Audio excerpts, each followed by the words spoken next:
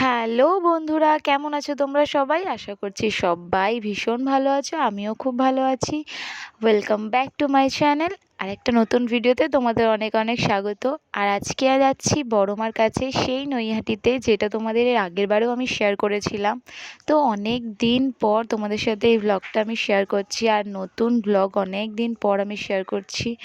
তো চলো সবটা দেখতে থাকো। আমি এখানে রেডি হয়ে গেছি, মাও রেডি হয়ে গেছে, মামকেও রেডি করে নিয়েছি, আর আমি আর মাম একদম রেড রেড পরে নিয়েছি। আর এখানে চিনি বদমাইশি করছে বেরোনোর সময়, ও আমাদের সাথে ঘুরতে যাবে। ও কিছুতেই ঢুকছিল না, তারপরে ওকে বকে বাড়িতে ঢুকিয়ে দিলাম।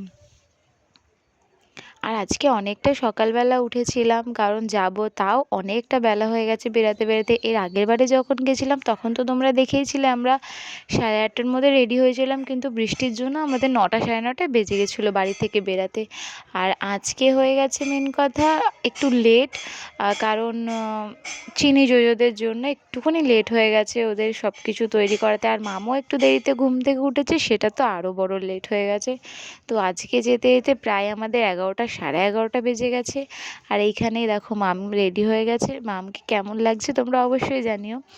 আর এইখানে মাম ন্যাড়া হয়েছে, তোমাদের আমি ছোট্ট শর্টসে শেয়ার করেছি, তো মামের ন্যাড়া হওয়াটা সেটা কোনো ভ্লগ করিনি। আর এইখানে মামকে তার জন্য টুপি পরানো হয়েছে, কারণ আর মামের চশমাটাই নিতে ভুলে গেছিলাম। সত্যি কথা বলতে এর আগে যতবারই কোথাও বেরায় মাম চশমা ছাড়া একদম বেরায় না, আর বিশেষ করে তো রোদের সময়। তো মামের চশমাটা নিতে ভুলে গেছিলাম, আর টুপিটা ক্যারি করেছিলাম, কারণ মাথাটা টাকলু হয়ে গেছে। আর তাও টুপিটা বেশিক্ষণ মাথায় রাখছে না, থেকে থেকে খুলে দিচ্ছে। আর রোদের মধ্যে তো মাথাটা একটু গরম হয়ে যাবে, যেহেতু চুল নেই, তার জন্য টুপিটা বারবার ওকে পরাতে হচ্ছিলো। আর এই যে এইখানে চলে এসছি আমার ননদিনীর কাছে। তো এই যে আমাকে দেখেই, ফোন দেখেই শুধু আমাকে খচাবে যে সারাক্ষণ বলক বলক, একটু তোতলে তোতলে কথা বলে। তো তারপরে আমরা চলে যাচ্ছি ট্রেন ধরতে। আমরা যাব চুঁচুড়া, যেরকমটা প্রথমবার গেছিলাম সেরকমটা করেই যাব। প্রথমে এখান থেকে যাব চুঁচুড়া স্টেশন, সেখান থেকে ফেরিঘাট, ফেরিঘাট থেকে লঞ্চ ধরে ডাইরেক্ট নৈহাটি ওপারেই মায়ের মন্দির। একদম তোমরা এরমভাবেই যেও, খুব সহজ হবে। আর বিশেষ করে যদি ছোট বাচ্চা নিয়ে কেউ যাও তাহলে অবশ্যই এরমভাবে যেও। আর নইলে চুঁচুড়া যদি না হয় তোমরা একদম নৈহাটি জাংশন থেকে, মানে স্টেশন থেকে যাও, তাহলে ওইখানে অনেকটা প্রবলেম হয়। যখন ট্রেন লেট হয় অনেকক্ষণ পর ট্রেন পাওয়া যায়, যেটা খুব প্রবলেম হয়েছে। আর এবারে আমাদেরকে এই প্রবলেমটাও একটু ফেস করতে হয়েছে, পুরো ভিডিওটা দেখো। আর এই যে স্টেশনে আমি একটুখানি নিজেকে দেখাচ্ছিলাম, কারণ ভ্লগে আমার সত্যি কথা বলতে আমার নিজেকে দেখানো একদমই হয় না, কারণ আমি যেহেতু একদম ক্যামেরাটা নিজেই ক্যারি করি, তো আমাকে দেখানো হয় না। আর যেহেতু ব্যাক ক্যামেরায় আমি শ্যুটটা করি, কারণ আমার ফ্রন্ট ক্যামেরা ভালো না, একদম ঘোলাটে, কিচ্ছু দেখা যায় না, যার জন্য ব্যাক ক্যামেরাতে আমাকে বেশি ক্যাপচার করা হয় না আমার ব্লগেই। তো সেইটাই আমি একটুখানি নিজেকে ক্যাপচার করে নিলাম। আর আজকে আমি ড্রেস পরেছি লাল, তোমাদেরকে তো প্রথমেই বললাম।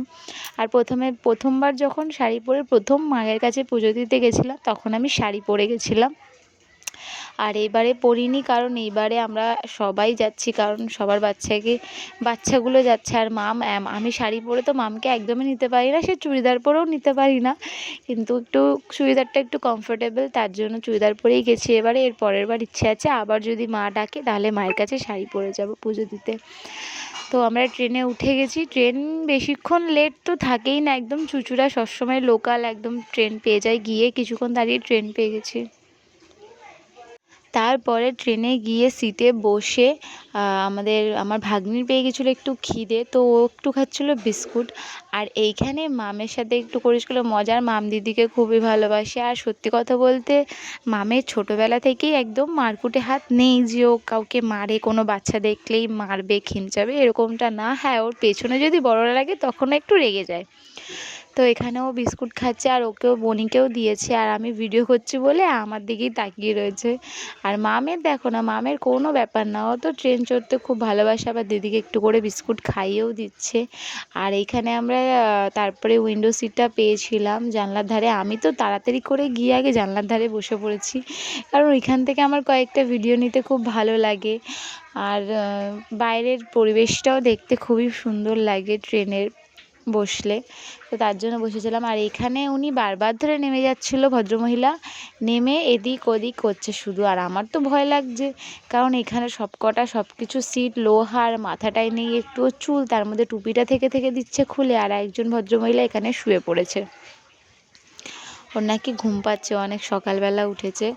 তো যাই হোক, তারপরে এরকম করতে করতে আমরা পৌঁছে যাচ্ছি। তোমাদের বাইরেটা একবার দেখাই, এই দেখো বাইরেটা কত সুন্দর লাগে। এরকম গাছপালার দিকটা বেশি সুন্দর লাগে, এরকম গাছপালা যখন যায় তখনই আমি মেনলি একটু ভিডিও করার চেষ্টা করি। এই গাছপালাগুলো যখন বেশিরভাগ থাকে, বিশেষ করে সারি সারি যখন থাকে, তখন তো অপূর্ব লাগে দেখতে গাছপালাগুলো।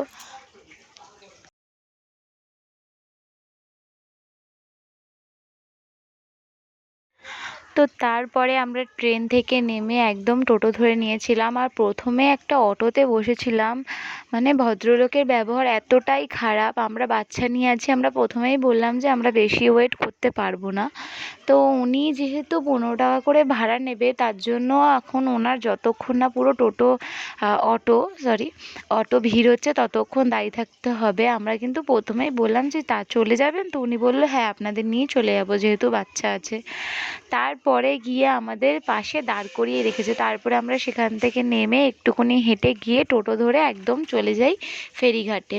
আর এখানে ফেরিঘাট থেকে একদম লঞ্চে উঠে যাব। আর এই ফেরিঘাটের জায়গাটা খুব সুন্দর, একদম পুরো গাছের ছাউনি দিয়ে, পুরোটা গাছের ছাউনি এইখানটা থাকে, পুরোটা খুব সুন্দর ঠান্ডা পরিবেশ একদম। আর তার মধ্যে গঙ্গার ধার আরোই ঠান্ডা পরিবেশটাকে করে তোলে।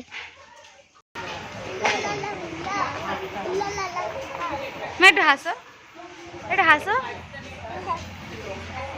একটু হাসো সুন্দর করে। দেখো দেখো, দেখো না,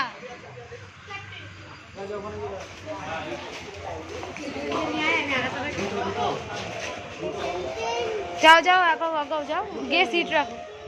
ও ঢুকতে দেবে না, আরে ওটা ধরিস কেন?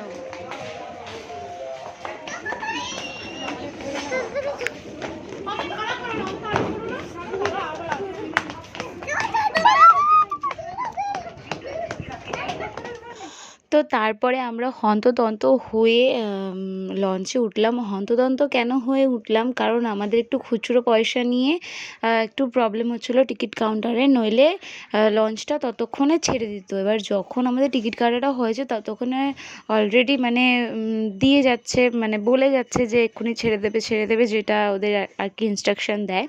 তো তারপরে আমরা হন্তদন্ত হয়ে গেছি, কারণ একটু খুচরো পয়সা নিয়ে প্রবলেম হয়েছিলো, তার জন্য কি লঞ্চটা আর পাবো না, আবার সে ঘুরে আসবে। এমনিতেই অনেকটা দেরি হয়ে গেছিলো ঘর দিয়ে বেরাতে, তারপরে যদি আরও দেরি হয় তখন তো বাচ্চা কাচ্চা নিয়ে একটুখানি শীতের বেলা একটু মুশকিলেই পড়ে যাব। আর তারপরে দেখো আমরা চলে এসেছি লঞ্চঘাট পেরিয়ে একদম মায়ের পুরো বাড়ির সামনে। আর এইখানে আমরা এখন চলে যাব পুজোর ডালা কিনতে। যেখানে তোমরা পুজোর ডালা কিনবে, তোমরা ব্যাগ এখন সবাই ক্যারি করে, আগে ব্যাগ ফ্যাগও আমরা রেখে গেছিলাম আগেরবার, এখন ব্যাগ আমরা নিজেরাই হাতে করে নিয়ে গেছিলাম। আর আরও যা যা জিনিসপত্র রাখার সেখানে রেখে ডালা কিনে নিয়ে গেছিলাম। আর সবথেকে বড় কথা, পুজো দেওয়ার পরে তোমরা সেখানে এসে সব কিছু, একদম বিশ্বস্ত জায়গা যেখানে সবাই পুজো দিতে আসে, তুমি নিশ্চিন্তে রেখে যেতে পারো বা নিয়েও তোমার সাথে যেতে পারো। আর এইবারে আমরা গেছিলাম, এত লম্বা লাইন, সে তোমাদেরকে কি বলবো।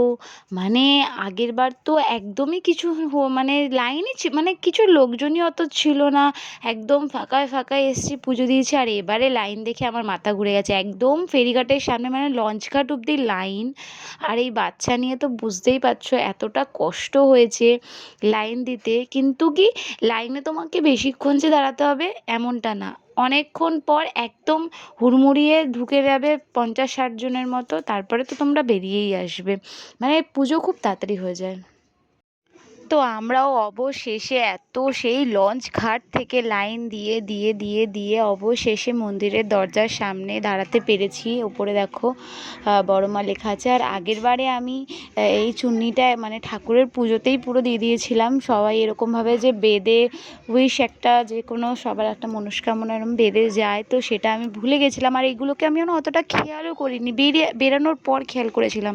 কিন্তু এবারে আর সেই ভুলটা আমি করিনি, আমি নিজের একটা মনস্কামনা বেঁধে এসেছি মায়ের কাছে। মা সেটা যবে পূরণ করবে আবার গিয়ে মাকে আমি একটা ভালো মতো করে, খুব ইচ্ছে আছে একটু বড় করে একটু পুজো দিয়ে আসবো।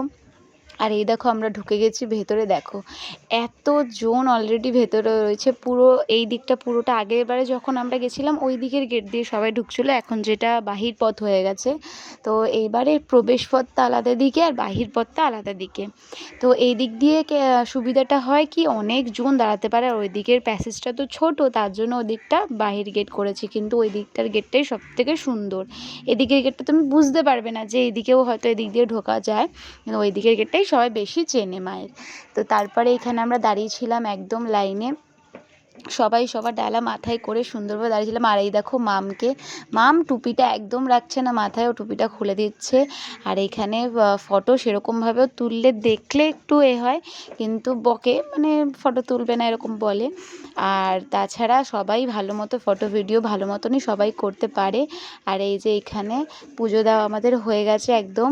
আর এখানে মায়ের আমি একটুখানি নিজের সাথে মাকে একটু ভিডিওতে নেওয়ার চেষ্টা করেছি, তাও আমি পারিনি, যেহেতু ব্যাক ক্যামেরা, একটু ফ্রন্ট ক্যামেরা হলে হয়তো পারতাম, পুরোই পারতাম। আর এইখানে হয়ে গেছে। আর এই যে চলে এসেছি আমি আমার মায়ের কাছে। আমার একটা মনস্কামনা, যেটা আমি খুব ইচ্ছে যে মা এটা যবে আমার পূরণ করো, এই মাকে বড় করে একটু পুজো দিয়ে যাব। আর এখানে মামকে নমস্কার করি, আমি নিজে নমস্কার করে বেঁধে দিলাম মাকে। তো আবার কবে আসবো জানি না, মা আবার যবে টানবে তবে আবার আসতে পারবো, আর সেটাও আসলে তোমাদের সাথে আবার শেয়ার করব আমি।